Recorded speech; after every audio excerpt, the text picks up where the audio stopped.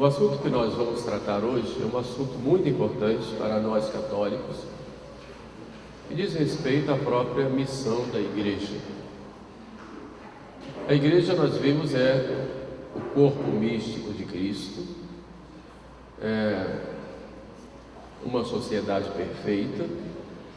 Como sociedade perfeita é toda aquela sociedade que tem em si os meios para alcançar o seu fim. Então, neste sentido, a Igreja é sociedade perfeita. Perfeição aqui tem esse sentido, acho que eu falei. Também a Igreja é o povo de Deus, essa grande família na qual nós entramos pelo batismo e que caminha, que peregrina nesse mundo rumo à vida eterna.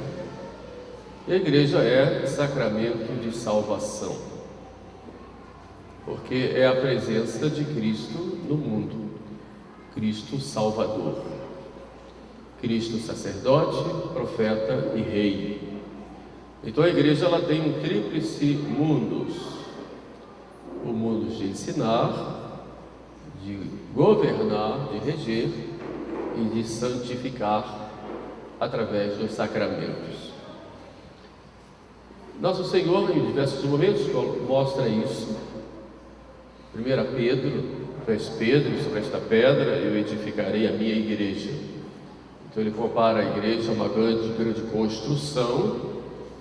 Ele é quem constrói e coloca como alicerce Pedro, de modo que Pedro e igreja, podemos dizer, formam um edifício só. Dizer que não tem Pedro é dizer que não tem igreja. Não pode haver um edifício sem um alicerce. E quando Cristo coloca pedra e muda o nome de Simão para pedra, ou Pedro, exatamente mostrando isso: eu edificaria a minha igreja sobre esta pedra que tu és, no caso Pedro. E é claro que a igreja ela não ficou só no tempo de Cristo, ela continua até o fim dos séculos.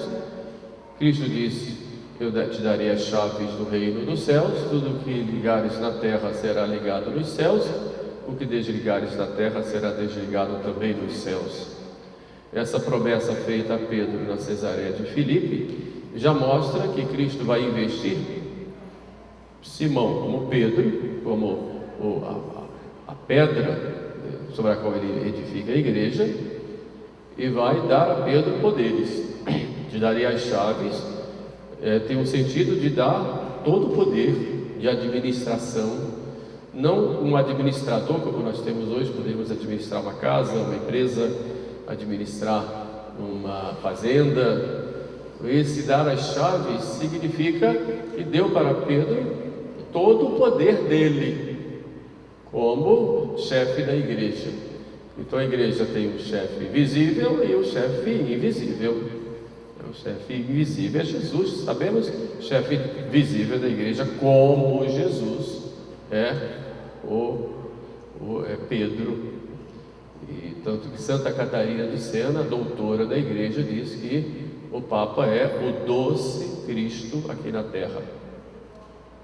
É o doce Cristo aqui na terra, pela sua missão, pela sua identidade e pela sua pessoa como sucessor de Pedro.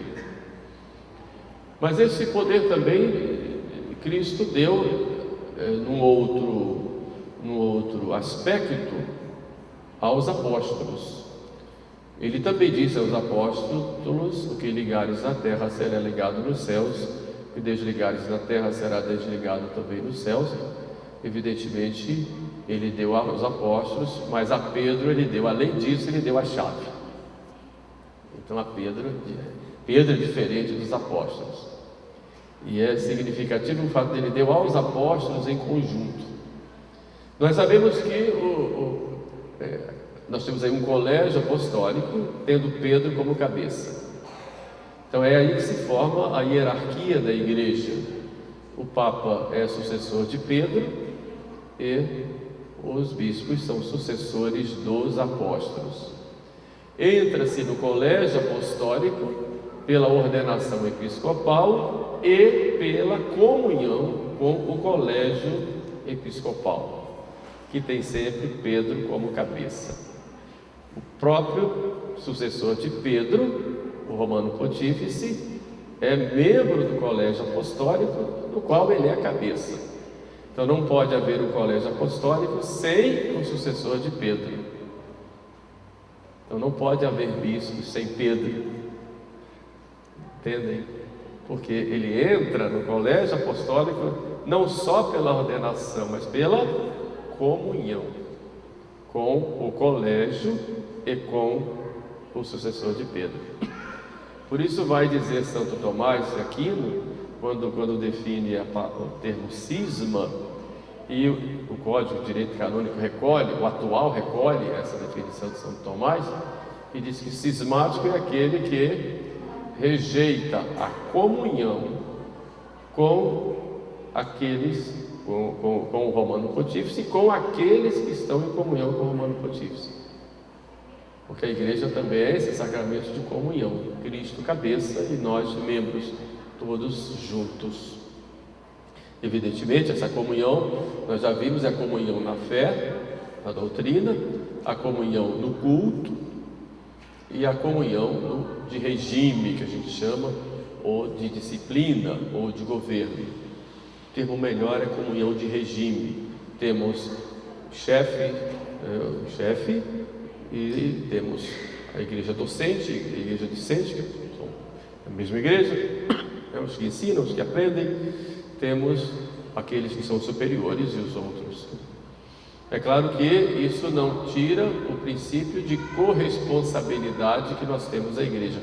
Todos somos corresponsáveis, cada um na sua condição, seja membro da hierarquia, ou um ministério ordenado, sejam os leigos. Pelo batismo, todos nós temos a corresponsabilidade com a igreja. Mas Cristo deu de modo especial ao colégio apostólico e a Pedro o poder. E ele diz: todo o poder me foi dado no céu e na terra. Aí ele vai transmitir esse poder. Ide pelo mundo inteiro e pregai o Evangelho a toda criatura, batizai em nome do Pai, do Filho e do Espírito Santo, e ensinai a observar tudo aquilo que eu vos ensinei. Ide, é um mandato, pregai, a missão de pregar, a primeira missão, que é a missão de ensinar, batizai, e aí com o batismo os outros sacramentos, a missão de santificar, e ensinar-lhes a observar tudo o que eu vos ensinei, que é a missão de reger, de conduzir, e a missão de pastoreio. Então aí nós temos a tríplice missão da igreja: ensinar, reger e santificar. Aqui nós temos a igreja de São Pedro, príncipe dos apóstolos. Ele está lá no trono, sua imagem, e vocês veem que tem uma coroa. Aquela coroa se chama tiara e é simbólica, né? Vocês podem observar que ela é dividida em três gomos, né? Digamos, em três faixas. E aquilo ali representa o tríplice poder da igreja: ensinar, governar e santificar. Entenderam? Esse tríplice poder é da igreja. O Papa, ele exerce sozinho e com o colégio dos bispos. O colégio dos bispos não age sozinho, age sempre em comunhão com o Papa, que é o cabeça desse colégio. É assim que Cristo garante que a igreja vai ser conduzida dentro exercendo esse tríplice poder até o fim dos séculos. E é nesse sentido que Cristo promete: eis que estou convosco todos os dias até a consumação dos séculos. E por outro lado, ele vai nos dizer: as portas do inferno não prevalecerão contra ela. Por isso a igreja nunca vai ser destruída nessas três missões que ela tem, digamos, a gente chama de mundos, né? São três missões da igreja, e se resumir numa só, ela não vai ser destruída. Pode acontecer um bispo aqui, outro bispo acolá, cometer até heresias. Vamos lá ver bispos hereges na história. Ninguém se escandaliza por isso, embora se entristeça. Quem foi lá na história era o patriarca de Constantinopla. No tempo de Ario, quantos bispos abraçaram a heresia ariana? São Jerônimo dizia, de repente o mundo acordou e viu-se ariano. Mas isso ele dizia porque na época em Constantinopla trocaram o bispo durante a noite. Então, quando acordou no dia seguinte, já tinha um bispo ariano no poder. Expulsaram o bispo católico na época. Então a gente vê que a gente não se escandaliza. Agora, houve bispos que caíram na heresia? Sim. Grupos também. Porém, o colégio como tal, não. Entendeu? Então não podemos nunca dizer o colégio dos bispos caiu. Por isso eu fico um pouco preocupado quando a gente vê críticas à igreja, mas críticas a uma conferência episcopal. É claro que a conferência episcopal não existe a não ser no direito canônico e na própria realidade dela, porque é claro que a conferência episcopal é uma novidade na história, é uma conferência de bispos que tratam de assuntos referentes à igreja, formação de clero, assuntos pastorais, dificuldades que todos têm, etc. Mas a conferência episcopal não é o magistério da igreja, a conferência como tal. Mas faz parte do magistério da igreja o colégio dos bispos, que abarca os bispos do mundo inteiro. Entendeu? O direito canônico, ele atribui à conferência episcopal algumas tarefas, como por exemplo a tradução dos livros litúrgicos, que devem ter depois a aprovação da Santa Sé, ou o reconhecimento, como é agora na disciplina atual. Depois algumas matérias de direito canônico, próprios matrimônio na prática, coisas mais práticas, né? Então o direito canônico assinala lá a conferência que vai olhar aquela disciplina de acordo com as realidades locais. Isso é normal que aconteça, porque nós temos um código de direito canônico que é para o mundo inteiro, para o mundo todo. Se a gente olhar que o Código Civil brasileiro é só para o Brasil, imaginar que um Código Civil para o mundo inteiro, todo mundo ia se assustar. Como é que pode? Um Código Civil brasileiro ser usado lá na ilha de Nauru, lá em Toga. Mas como é que eles iam entender? Mas o Código de Direito Canônico ele é para o mundo inteiro, todas as igrejas, capelas, choupanas, no mundo inteiro. Então algumas coisas são adaptadas de acordo com, em termos disciplinar, de acordo com a cultura, de acordo com a situação do país. Por isso, as conferências episcopais têm essa autoridade dada pelo próprio Código. Mas ela em si não é magistério. O magistério é feito pelo Colégio dos Bispos, que inclui todos os bispos do mundo inteiro em comunhão entre si e com o Romano Pontífice. Muito bem. Depois é importante que Jesus diz: quem vos ouve a mim ouve, e quem vos despreza me despreza. Então a gente tem que ter esse cuidado para não ficar desprezando aquilo que ensinam como magistério. Vamos fazer a distinção de magistério e entrevistério. Aquilo que fala numa entrevista, numa conversa, né? Aquilo em si não é magistério. Magistério é outra coisa. Muito bem. Cristo Nosso Senhor prometeu então essa assistência ao Espírito Santo. Primeiro a Pedro e depois aos apóstolos. A Pedro, Cristo acrescenta, depois do poder das chaves, ele diz: Pedro, Pedro, Satanás quis te joeirar como se faz com o trigo. Pega lá aquela peneira lá e vai joelhando e tal, joga para o alto, né? O vento leva a palha, né? Eu roguei por ti para que tua fé não desfaleça, e tu, uma vez convertido, confirma os teus irmãos na fé. Então, na verdade, eu roguei por ti. Primeiro que Satanás quis te joelhar. O que quer dizer isso? Quer dizer que o diabo vai fazer de tudo para que a fé de Pedro caia. Não podemos brincar e achar que não é assim, com ingenuidade, dizendo que o demônio não vai atacar a igreja, não vai atacar o magistério da igreja. Claro que vai atacar. Eu roguei por ti. Então Cristo fez uma oração. A oração de Cristo, ela é sempre ouvida, ou Deus Pai não vai ouvir em alguns momentos? É sempre ouvida. Então, se eu digo que, se Cristo diz, eu roguei por ti para que tua fé não desfaleça, o Pai sempre ouviu a Cristo. Senão vai dizer, poxa, o Pai olha para o filho, eu não vou te ouvir dessa vez não, vou deixar Pedro aí cair na heresia. Olha para mim. Eu roguei por ti para que tua fé não desfaleça. E tu, uma vez convertido, confirma os teus irmãos na fé. Ora, Cristo rogou para a fé dele não desfalecer. A gente sabe que a fé é um dom de Deus. A fé é uma virtude teologal infusa.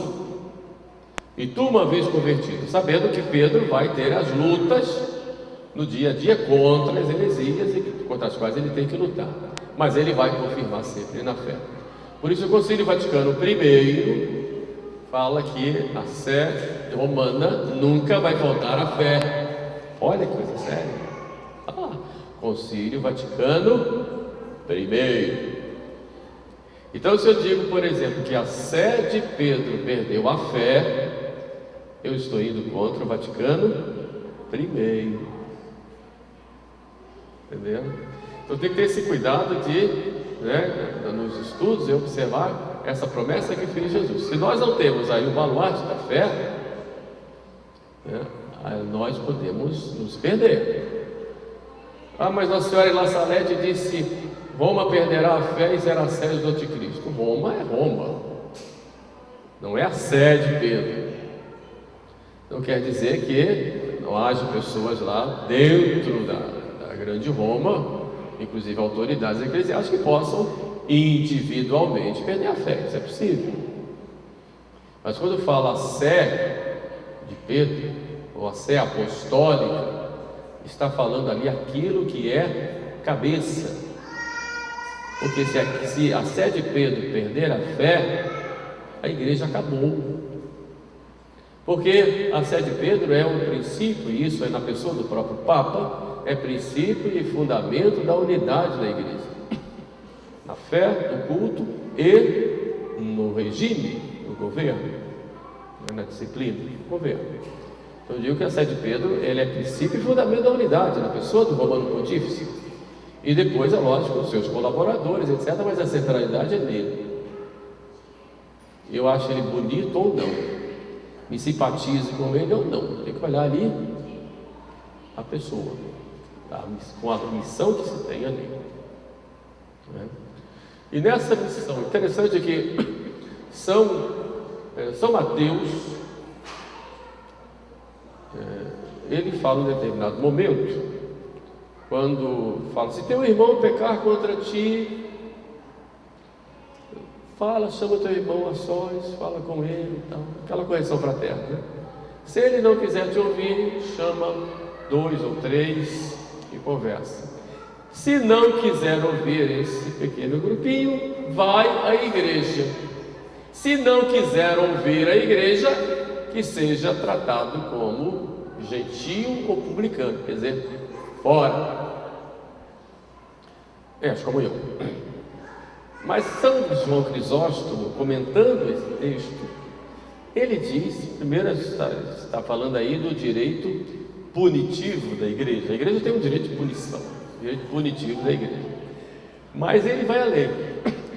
Ele diz que quando se fala, vai, depois desse procedimento, chamou a sós, depois chamou 2 ou 3 testemunhas para conversar, e não quer ouvir, vai à igreja. São João Crisóstomo diz, vai às autoridades da igreja.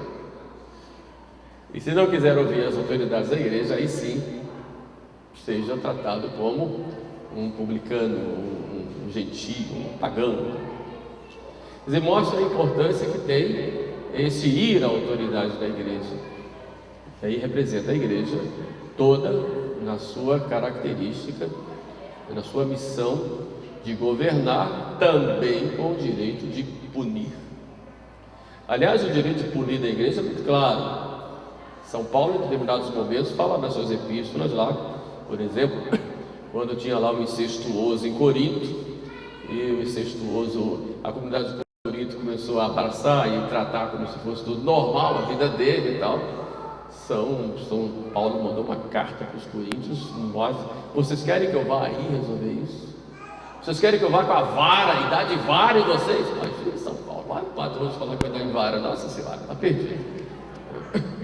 Claro que vai fazer isso, mas de qualquer forma, com o modo como ele disse, que é poder de punição, evidentemente não com a vara, mas ele chegou um momento que ele disse: e fulano de tal, eu entreguei a Satanás. Imagine, São Paulo, eu entreguei a Satanás. Eu entreguei a Satanás para que ele se arrependa no dia do juízo. É uma pena que se dava com o poder da igreja, o poder que ele tinha como membro do colégio apostólico, para que a pessoa se arrependesse e pudesse se converter. Ele vê o sentido próprio da pena na igreja, que um dos sentidos é a conversão da pessoa. Mas voltemos então ao poder de ensinar que a igreja tem, que é o poder de magistério. A igreja mestra, aí magistério vem de magister ou magistra, a igreja que ensina. Interessante, São Paulo fala para o discípulo dele, Timóteo, se não me engano, custódia e depósito fidei, guardai o depósito da fé. Então a igreja tem essa missão de guardar o depósito da fé e transmitir essa riqueza desse depósito a todas as gerações e todos os tempos. São Paulo resume isso na sua própria vida: eu vos entreguei, eu vos transmiti aquilo que eu recebi. E vai falando que o Senhor morreu, foi crucificado, ressuscitou no terceiro dia e tal. Então ele conta a primeira profissão de fé que a gente vê na Sagrada Escritura: eu vos transmiti, tradidit, quod et accept, eu recebi. Tradidit, daí vem a palavra tradição. Tradere é entregar. Então a tradição é uma entrega. Eu recebi e passei para frente, né? A gente vê aí, ó, na época da Olimpíada, né? Tem a tocha olímpica, né? Pega daqui, dá uma corridinha, ó, entrega lá, outra corridinha. Essa tocha representa a fé que vem para nós pela tradição. Eu recebi e entreguei, recebi e entreguei, e isso durante todos os tempos. Então São Paulo diz: tradidit quod et accepi, eu entreguei aquilo que eu recebi. A tradição, tradere. Então a tradição é essa entrega que vem da era apostólica até hoje. É uma das fontes da revelação, essa tradição. E a outra fonte é a Sagrada Escritura, é o conjunto da palavra de Deus escrita e definida como inspirada pela igreja. É interessante como a gente vê: os protestantes rejeitam a igreja católica, mas aceitam a Bíblia que a igreja católica aprovou. E só tem a Sagrada Escritura porque a igreja guardou e disse: é essa aprovada. Entendeu? Esse evangelho de Mateus é Mateus. Quem falou isso? A igreja católica. O protestante diz: realmente é Mateus. Então tem que se ajoelhar diante da igreja e dizer: puxa, que bom, né? Trouxe a Sagrada Escritura, a palavra de Deus escrita. Mas a palavra de Deus escrita, a Sagrada Escritura, e a tradição, que é esse tradere, esse trazer, ela é apresentada para nós pelo magistério da igreja, que é o legítimo intérprete da Sagrada Escritura e da tradição. Está claro isso? Senão cada um vai pegar a Bíblia e vai dizer do seu jeito, vai dar a interpretação do seu jeito, ou vai pegar a tradição e vai interpretar do seu jeito. São Paulo diz: tenete tradiciones, diz lá na Epístola aos Tessalonicenses, guardai as tradições que recebestes de mim. Aquilo, depois fala lá para Timóteo de novo: aquilo que eu falei oralmente, transmiti, confiai. É tradição, né? Nem tudo foi escrito. Aliás, o João disse: nem tudo que Jesus fez e ensinou foi escrito. Se fosse escrito, o mundo não caberia de livros. Uma figura que ele usa exatamente para mostrar muita coisa. Jesus falou, ensinou, os apóstolos também chegaram a nós através da tradição. Quem vai interpretar a Sagrada Escritura e a tradição? O magistério da igreja. Então Jesus promete o Espírito Santo, que vos ensinará todas as coisas e fará compreender toda a verdade. Ele promete isso, e é o Espírito Santo que faz isso através do magistério da igreja, dando essa legítima interpretação de tudo aquilo que foi transmitido para nós, por escrito e por tradição. Claro isso? Então nós temos que ter nós católicos, nós ficamos tranquilos, né? e seguros por essa promessa de nosso Senhor, que se realiza, que vem se realizando desde o início. É claro que muitas coisas que o magistério nos traz, elas foram sendo mostradas no decorrer do tempo. Na época da heresia do arianismo, havia dúvidas. Jesus, Deus e homem, mas como é isso? Sabia-se que que Jesus é Deus e homem, mas como era isso? Então, às vezes pendia mais para a humanidade de Jesus, às vezes pendia mais para a divindade de Jesus, entendeu? Aí surgiam as heresias, e a igreja ia estudando, os teólogos, os santos padres no início, os teólogos, etc., até que a igreja fazia um concílio e dizia isto, o Papa dava uma definição, é isto. Então nós tivemos aí 325 anos.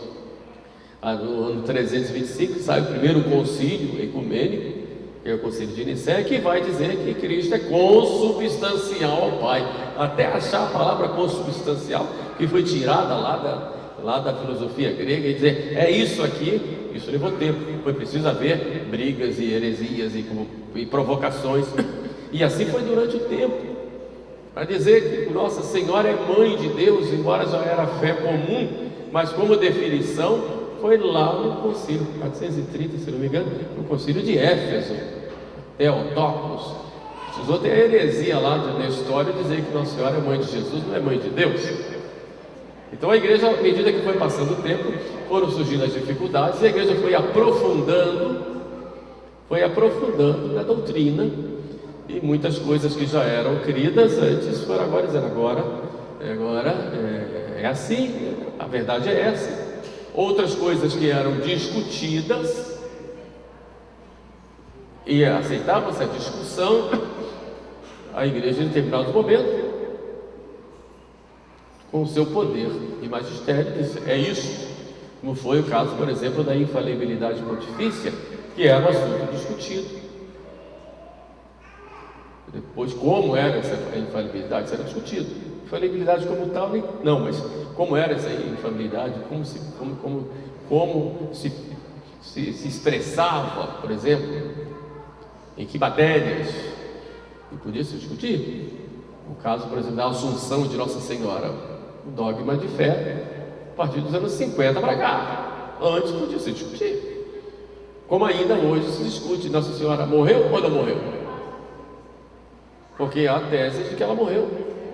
São os mortalistas, os outros que não morreram. E o Papa Pio XII, na hora de fazer a definição, de proclamar o dogma da Assunção, ele não disse que ela morreu ou não morreu. Terminados seus dias na terra, ela foi levada de corpo ao céu, com seu dogma.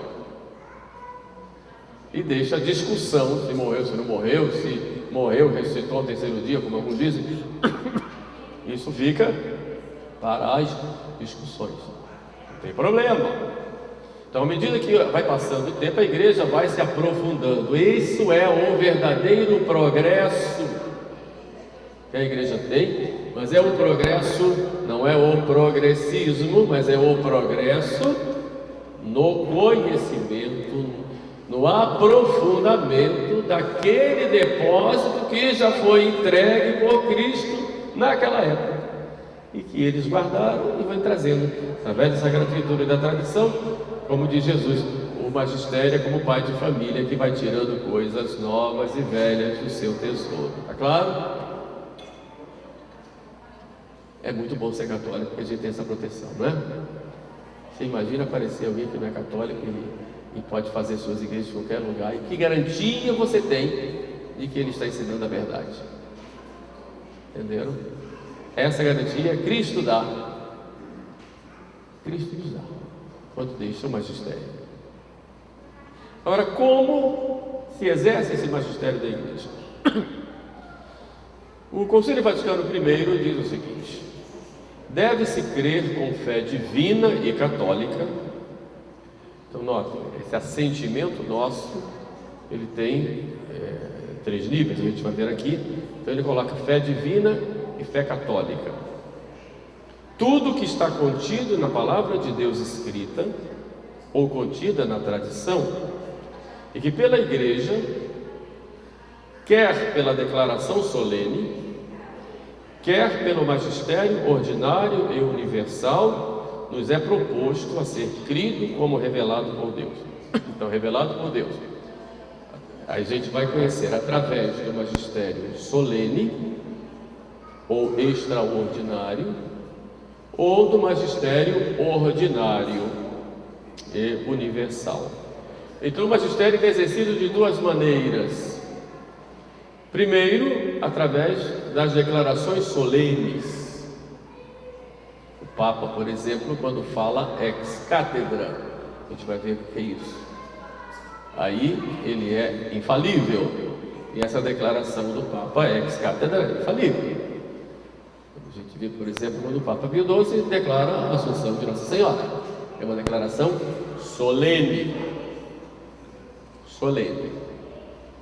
e extraordinária, em um determinado momento tal. Os bispos também são infalíveis como colégio. Notem bem, como colégio, eles são infalíveis quando ensinam verdades de fé e de costumes de modo extraordinário nos concílios ecumênicos. A palavra ecumênico aí significa universal. A palavra ecumênico significa universal. Todos os bispos reunidos em concílio. A palavra ecumênico ficou tão batida que a gente termina quando escuta já se assusta, né? Mas não é assim. Ecumênico significa universal. Todo concílio universal é ecumênico. Concílio de Nicéia, concílio ecumênico de Nicéia, concílio ecumênico Vaticano I, entendeu? Os bispos todos se reúnem, então tem ali a assistência do Espírito Santo, evidentemente deve ser presidido pelo Papa, né? Convocado pelo Papa, presidido pelo Papa, e o Papa aprova as atas e assina. Então aí é um concílio ecumênico. Os bispos reunidos em concílio ecumênico, tendo o Papa como cabeça sempre, eles são infalíveis quando ensinam verdades de fé e de costumes. Essa declaração do Concílio Vaticano I sobre a infalibilidade pontifícia foi uma declaração do concílio, evidentemente presidido pelo Romano Pontífice. Essa é a doutrina da igreja. Não estou falando nada diferente daquilo que se aprendeu sempre. Entendeu? Então eu estou falando isso para poder depurar um pouquinho, porque a gente lê tanta coisa, ouve tanta coisa, daqui a pouco a gente começa a... não estou entendendo nada, né? Mas essa é a doutrina correta da igreja, né? E que a gente aprendeu no seminário tradicional. Não tem nada de novo aqui. Tá? Então a gente tem que pensar, bom, o magistério, ele exerce de modo infalível, de modo extraordinário ou solene, no Papa, como fala ex cathedra, no Colégio dos Bispos, quando reunidos em concílio, definem e declaram verdades de fé e de costumes, sob a autoridade sempre do sucessor de Pedro. Então esse é magistério extraordinário. Mas há um magistério ordinário? ou magistério universal. Isso é interessante isso, quando os bispos do mundo inteiro, em comunhão com o Papa, espalhados em suas dioceses do mundo inteiro, quando eles ensinam uma doutrina como uma verdade de fé. Quer dizer, quando há uma concordância dos bispos, do colégio dos bispos, não estou falando de uma conferência episcopal, falando do colégio dos bispos. Estamos falando, por exemplo, da conferência episcopal da Alemanha, que está lá fazendo o caminho sinodal, com ensinamentos contrários à tradição, contrários aos costumes. Ali não tem infalibilidade, não. A infalibilidade está no colégio dos bispos, em comunhão com o Papa, no mundo inteiro. E a Alemanha já está deixando essa comunhão, que o Papa já mandou chamar a atenção, já escreveu carta, não podem fazer assim, está errado, não tem esse direito e tal, e estão rejeitando. Os bispos, o colégio dos bispos, aqui fala o colégio dos bispos, deve estar em comunhão com o Romano Pontífice. Quando os bispos todos concordam entre si com um ensinamento de verdades, de fé e de costumes, e digo assim, os bispos, eu estou falando 100%, mas pelo menos do ponto de vista, a maioria moral, quer dizer, não vai botar números quase 100%, seja a maioria do ponto de vista moral esmagadora. Os bispos ensinam tal verdade em suas dioceses, nas suas pregações, nas suas catequeses. Quando há uma concordância dos bispos em um assunto de fé e de moral, os seus ensinamentos, isto é infalível, porque o Espírito Santo age na igreja do mundo inteiro. Há uma concordância unânime do episcopado com relação a uma verdade de fé e de costumes. É claro que o colégio dos bispos, repito, deve estar em comunhão com Pedro, que é o cabeça deles. Os bispos sozinhos não podem definir nada sem o Papa. Aí a gente cairia no conciliarismo, que foi condenado já pela igreja. Entenderam então como se exerce esse magistério? Solene, universal,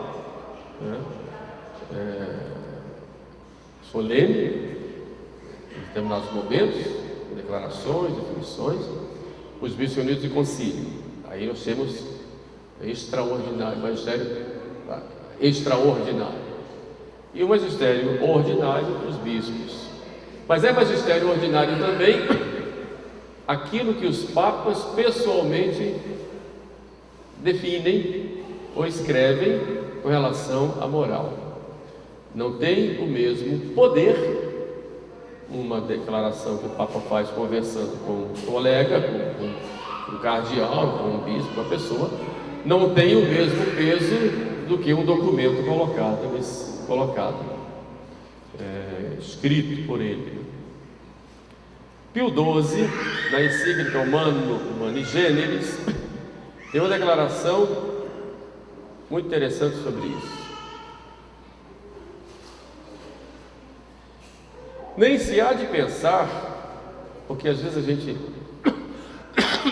pega um documento oficial em que o Papa coloca ali o seu poder de magistério e também o seu poder disciplinar, mas ele como chefe da igreja, qual deve ser o nosso assentimento, a nossa concordância? Como é que eu devo assentir, aderir? Existem níveis, de adesão, a gente vai ver daqui a pouco. Mas Pio XII, falando do magistério ordinário do Papa, Pio XII, da encíclica Humani Generis, não se há de pensar que não se exigem de si o assentimento aos ensinamentos que nas cartas encíclicas se propõem, dado que nelas os pontífices não exerçam o supremo poder do seu magistério. Tais Tais ensinos, continua Pio XII, procedem do magistério ordinário do Papa, de que também vale aquilo que foi dito: quem vos ouve, a mim ouve. Se os sumos pontífices, em suas atas, expressam de propósito o seu parecer sobre uma matéria até então controvertida, a todos é manifesto que esta matéria, segundo a mente e a vontade dos mesmos pontífices, não se podem já ter por tema de livre discussão entre os teólogos. Isso diz o Papa Pio XII.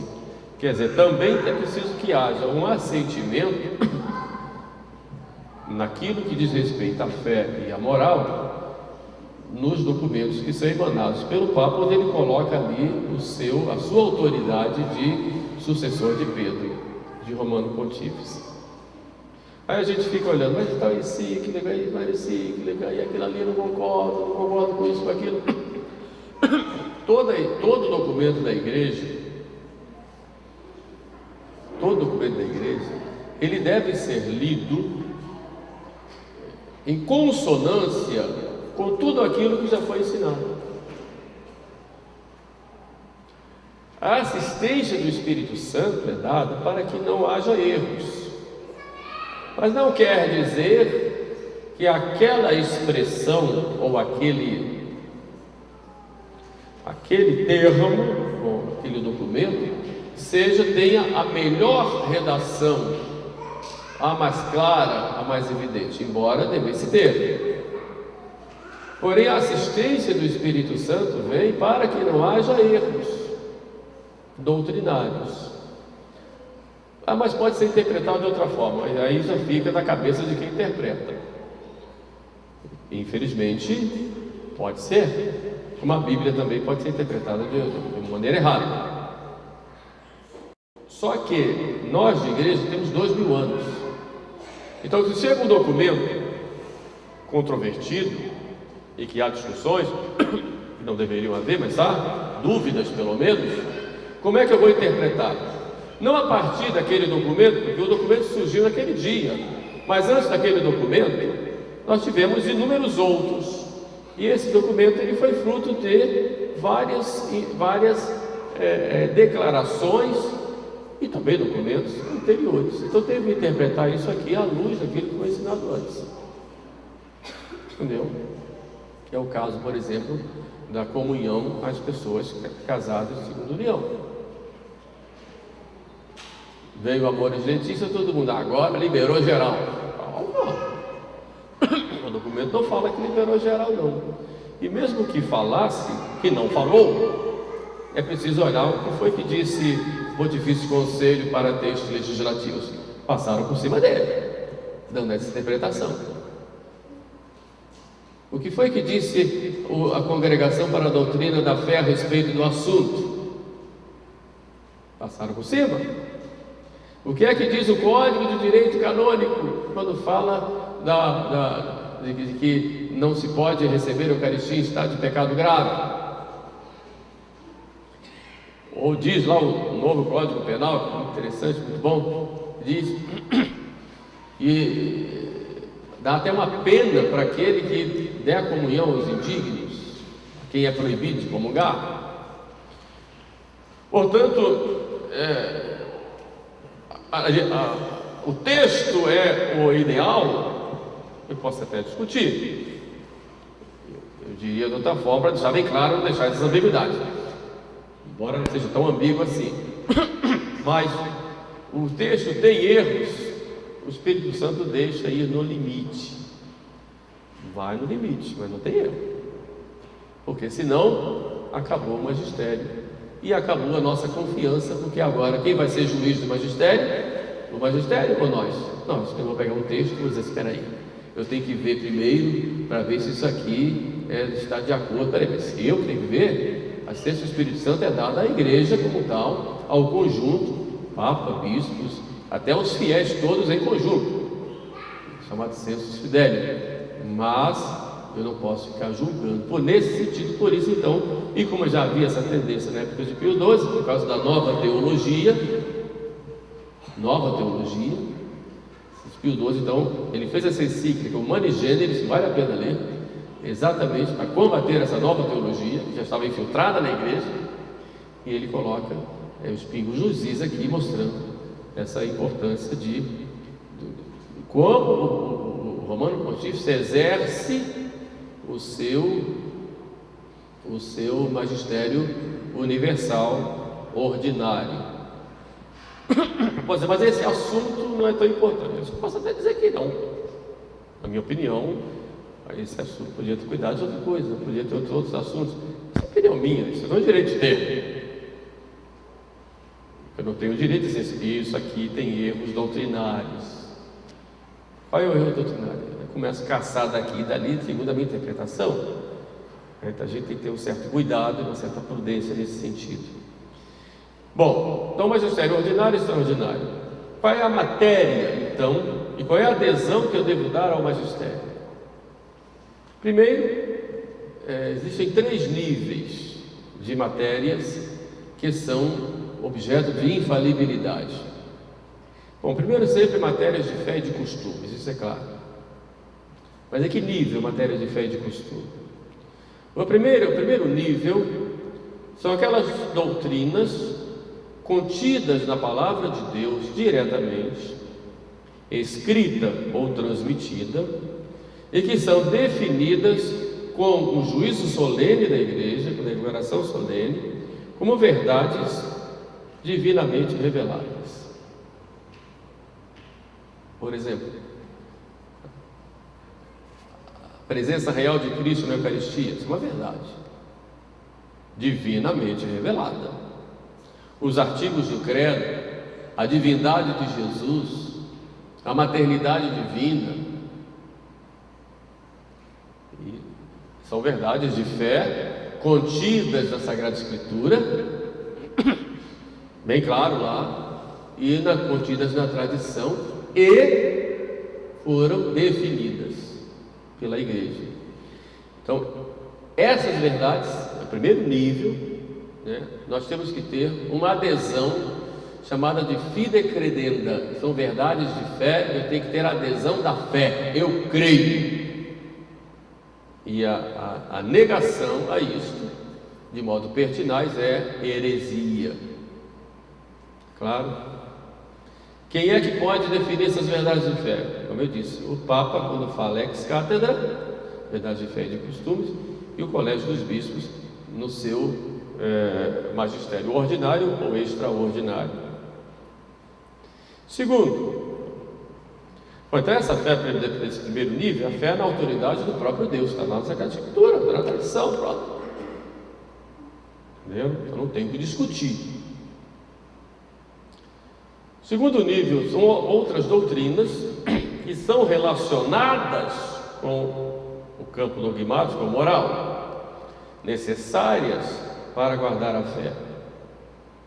Então algumas doutrinas não estão contidas diretamente na Sagrada Escritura, mas são necessárias para garantir a própria fé. E são doutrinas definidas como tais. Por exemplo, o Papa São João Paulo II definiu lá na Ordinatio Sacerdotalis que mulher não pode ser ordenada. A igreja não tem autoridade para ordenar mulheres. Essa é a definição. Pá! E ele disse lá com todo: eu, com o poder de sucessor de Pedro, declaro que a igreja não tem autoridade para ordenação de mulheres. Isso de modo definitivo. Então, não tem que discutir mais esse assunto. João Paulo II fez essa definição lá. Então isso, embora não esteja contido na Sagrada Escritura, tem relação com a Sagrada Escritura, é uma verdade que tem relação com a Sagrada Escritura e está ligada, evidentemente, a outras verdades de fé. Jesus Cristo, os apóstolos, o próprio sentido do sacerdote vítima, que é Jesus. Então tem essas verdades que estão ligadas. Por exemplo, a iliceidade da eutanásia é uma verdade de costumes, já foi definido pela igreja, sobretudo no pontificado de João Paulo II. A iliceidade da prostituição, a iliceidade da fornicação, isso tudo foi definido pela igreja, está no catecismo isso. Está claro isso aí, embora não esteja na Sagrada Escritura, mas tem ligação direta com as verdades de fé. Qual é a nossa adesão a isso? Adesão de fé católica. Aos primeiros, adesão de fé divina, agora adesão de fé católica. Eu tenho que aderir. Se não aderir a essa verdade, eu sou herege. Heresia é a censura que se tem para esses casos. Existe, por exemplo, a própria legitimação da eleição do Romano Pontífice, a celebração de um concílio. Tem que ter um cuidado, porque se eu nego o poder que o Papa tem de convocar um concílio e reunir os bispos no concílio, eu começo a minar as próprias verdades da fé. Mas isso não está na Bíblia, nem na tradição? Não, mas isso tem ligação direta com as verdades de fé. Por isso eu tenho aí a infalibilidade comprometida. É muito perigoso dizer que o Papa não é Papa. Por quê? Se eu nego a legitimidade da eleição de um Papa, eu estou destruindo toda a relação com o que veio antes. Então eu estou me tornando o juiz da eleição de um Papa. Imagine, isso é tão importante. Estou destruindo aquilo que veio antes. E estou tirando de todos os fiéis aquele que é o princípio e fundamento da unidade. Então, se eu nego a legitimidade da eleição de um Papa, eu posso cair nessa heresia, né, de negar o princípio e fundamento da unidade da igreja. Aliás, o próprio Concílio Vaticano I, ele diz lá que a sé de Pedro não ficará, quer dizer, o primado de Pedro estará sempre lá na sé apostólica, perpetuamente. Lógico que se perpétua até o fim do mundo, mas estará lá. Então dizer que não tem Papa há 40 anos, há 50 anos, então Cristo abandonou a igreja. Mas o Papa dizia tal coisa. Peraí, mas Cristo abandonou a igreja, deixou todo mundo à vontade, cada um faz segundo a sua cabeça. Todo mundo é infalível agora, só interpretar. Então vamos brigar à vontade aí, que vocês são todos infalíveis e cada um fica batendo cabeça no outro. É um perigo. E se eu digo que não existe Papa, qual vai ser a solução? Jesus Cristo vai ter que voltar e dizer: é fulano. E se eu acreditar que é Jesus, porque até isso pode duvidar. Então termina chegando num caminho que não tem solução, a não ser, não, mas os milagres acontecem, mas a gente não pode cobrar de Deus milagre toda hora. E evidentemente não é aí a questão de toda hora, mas a igreja de Cristo deu à igreja os meios para a igreja enfrentar as suas dificuldades e continuar. Nós tivemos papas muito bons na história, santos, mas tivemos também papas indignos, que não vivem, indignos do ponto de vista moral, até disciplinar também, mas não deixava de ser, continuava sendo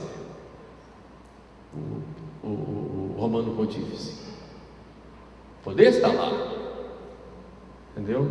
Ou dizer que Alexandre VI não era Papa. Não vou dizer o que ele fazia, quem tiver curiosidade vai lá e veja.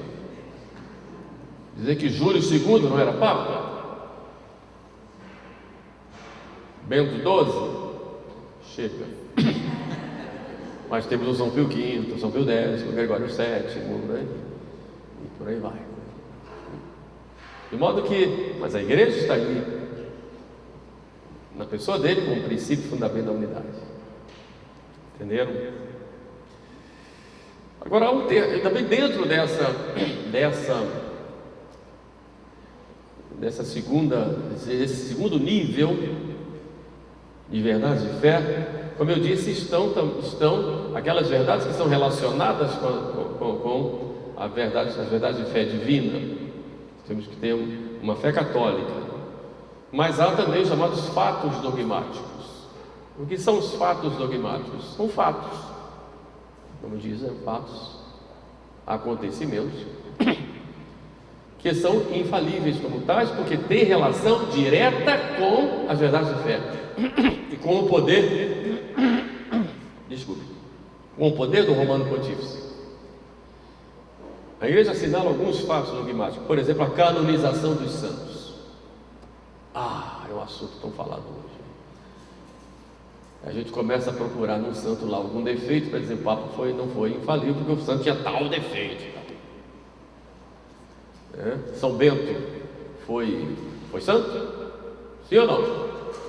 E por que São Bento pegou aquele monge lá e tirou lá, porque ele viu um demônio em volta do monge, arrastou o monge para fora e deu-lhe uma surra e tal? Foi uma agressão. Bom, bem dramático aqui, agrediu. Depois o demônio foi embora, o monge voltou lá quietinho, né? Mas de qualquer forma, eu quero dizer o seguinte: a gente tem que ter esse cuidado de colocar realmente a coisa no lugar certo, né?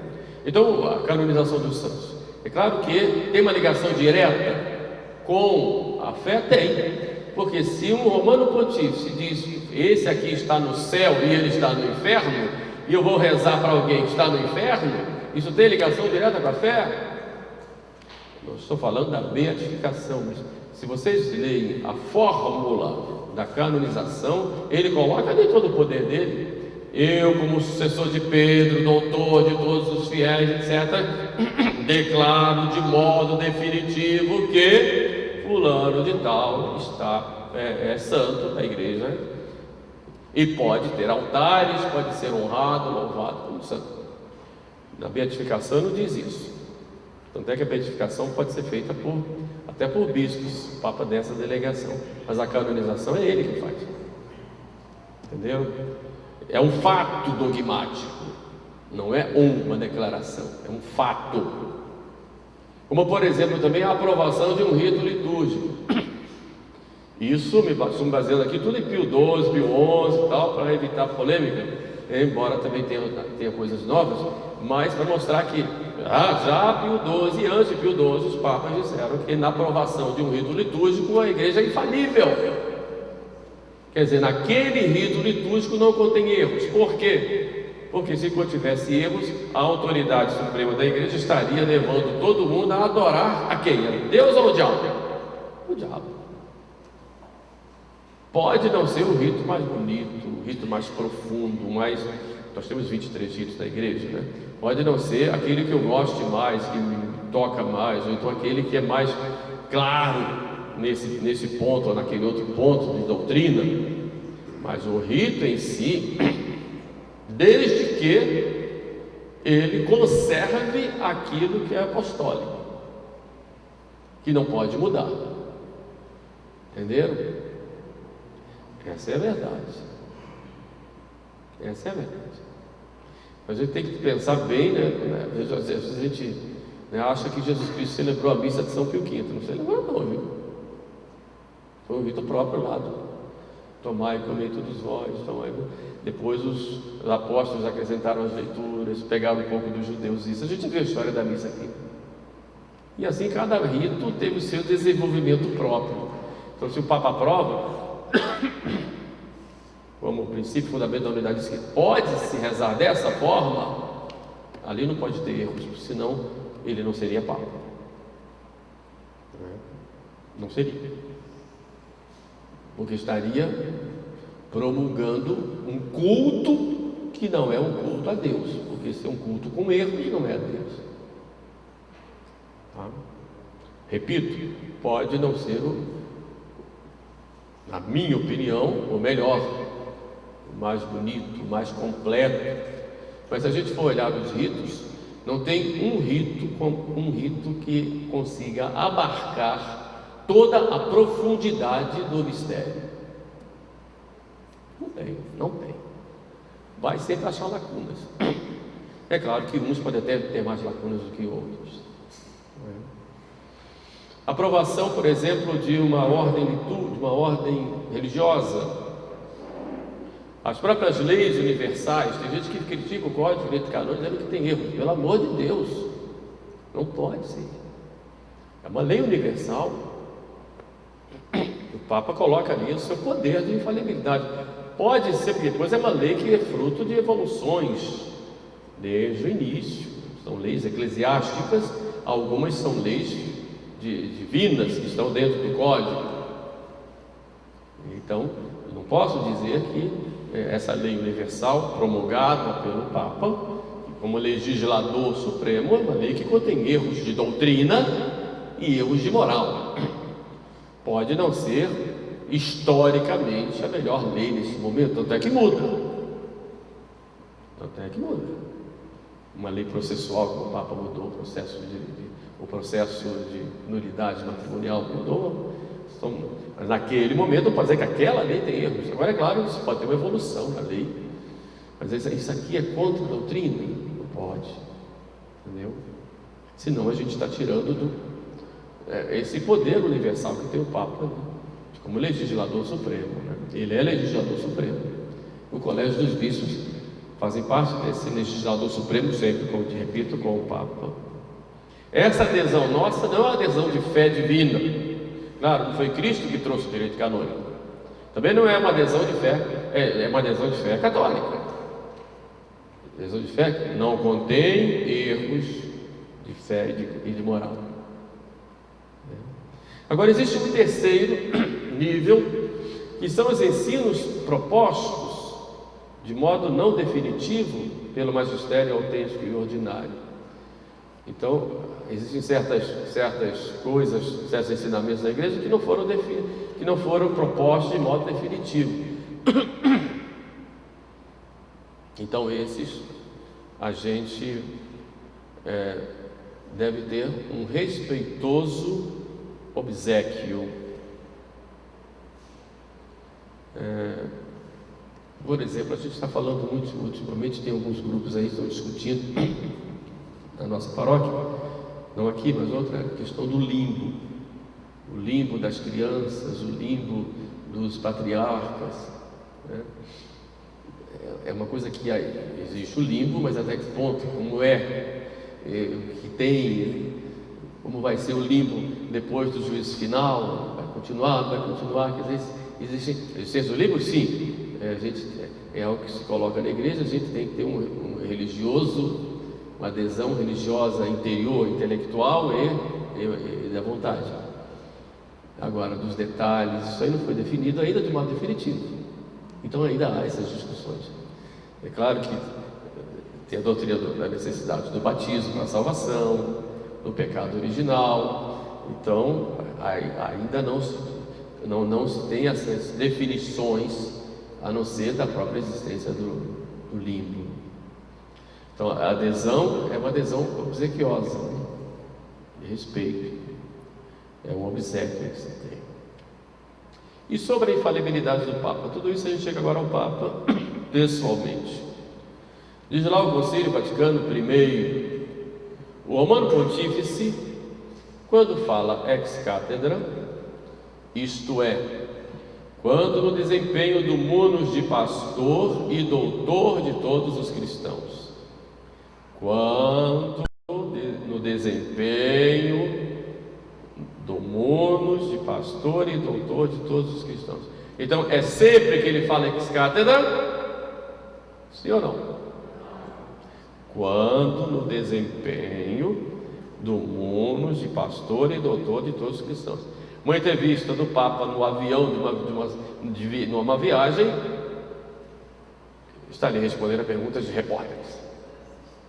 Não tem o mesmo valor de uma definição se dá lá solene ex cátedra. Não é magistério ex cátedra. Um encontro com pessoas em que troca ideias ali, não é magistério ex cátedra. Pelo amor de Deus, não vamos dar esse valor.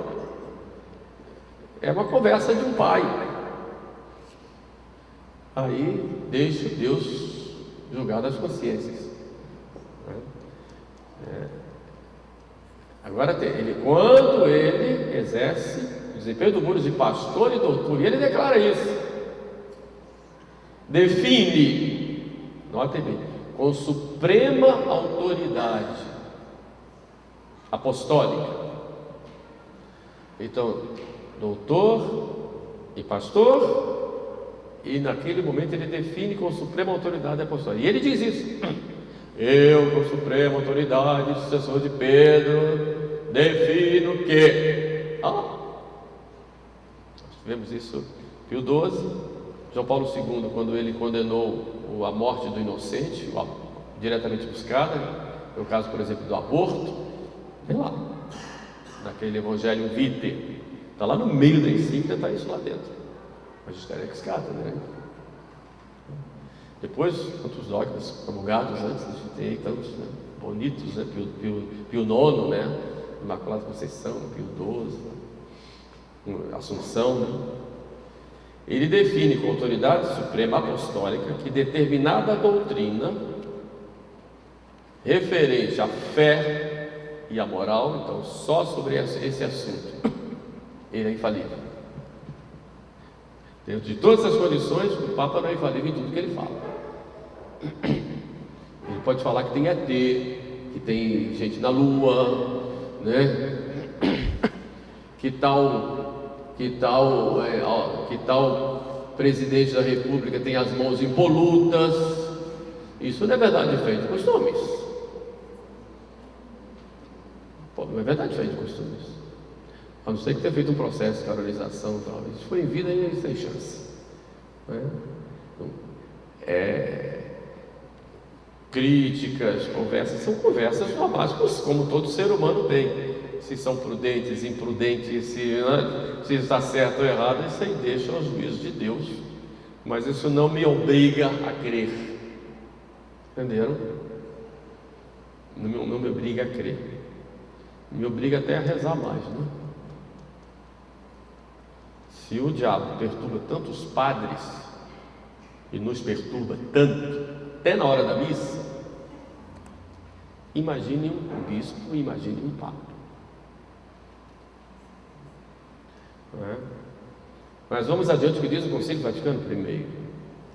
Quando ele diz que determinada doutrina referente à fé e à moral deve ser sustentada por toda a igreja, ele obriga, tem que ter esse caráter de obrigação, de modo definitivo, em virtude da assistência divina, continua o concílio, prometida a ele na pessoa do bem-aventurado Pedro, goza daquela infalibilidade com a qual o divino Redentor quis estivesse munida a sua igreja, quando deve definir alguma doutrina referente à fé e costumes. Aqui entra aquilo que eu disse de Jesus: eu roguei por ti para que tua fé não desfaleça.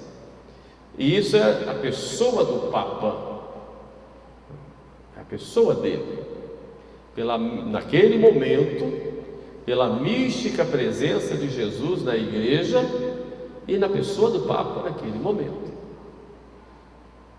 Mesmo que ele quisesse dizer diferente, do ponto de vista teológico, como teólogo, naquele momento, Cristo falaria por ele. Não importa aí se ele tem muita ciência, muito conhecimento teológico, ou se o Papa tem muitas virtudes, não importa. Nesse momento, quando ele define, ex cathedra é infalível. Então, condições que ele fale solenemente como doutor e pastor de todos os cristãos, com a intenção de obrigar a todos, seja a doutrina de fé e de moral. Essas duas condições. E de modo definitivo, né? Obrigando a todos os fiéis. Aí nós temos a infalibilidade pontifícia. Isso para nós é um grande alento, e nos dá a certeza de que estamos na igreja de Cristo. Cristo diz: o Espírito Santo vos ensinará toda a verdade. Então estamos aí, recebendo essas verdades de fé e de moral durante a história, até o fim dos séculos. Então a gente agradece a Deus e reza pelo Romano Pontífice. Nota que infalibilidade não significa impecabilidade. Entenderam? Infalibilidade tem outro sentido. Infalibilidade significa infalível em tudo que faz. Mas quando ensina, como garantia, Deus diz assim: pode, essa garantia Deus dá. Nesses termos de verdade, fé e de moral, porque evidentemente é o que nos interessa. É o que nos interessa. É claro que depois, quando o Papa faz uma definição, não é de uma hora para outra, deu um estalo, pode definir tal coisa. Ele consulta, vê qual é a fé da igreja. Então tem um sensus fidelium. O povo de Deus, ele crê nisso. Então o Papa Pio XII consultou os bispos, que consultaram o povo na época para ver se era fé crida na igreja, a Assunção de Maria, a mesma coisa que foi Imaculada Conceição, e se era oportuno definir. E a resposta foi quase unânime: todo o povo crê. A gente vê na própria liturgia, já tinha a festa da Assunção e tudo mais. É oportuno. Então Pio XII define e acabou. Então tem também outro critério, que é o sensus fidelium. Todos os fiéis, a maioria esmagadora do mundo inteiro, crê em tal verdade. Então isso mostra, porque todo mundo tem Espírito Santo, todos nós. É claro que é no conjunto, embora cada um tenha privadamente, é no conjunto que vai mostrar o sensus fidelium, o senso dos fiéis, que a gente pode desenvolver numa outra coisa, que é um tema assim muito bom e que vai dar muito pano para manga, inclusive para quem não quer ouvir o povo e acha que tem que fazer de um modo que pensa na cabeça. Mas o senso fidelium é uma coisa muito interessante, quando o povo quer uma coisa e a autoridade dá outra. Tem que respirar fundo aí, né? Mas deixa para uma próxima, se Deus quiser. Então tá bom. Então vamos rezar pelo Papa, rezar pelos nossos bispos e rezar para conservarmos a nossa fé.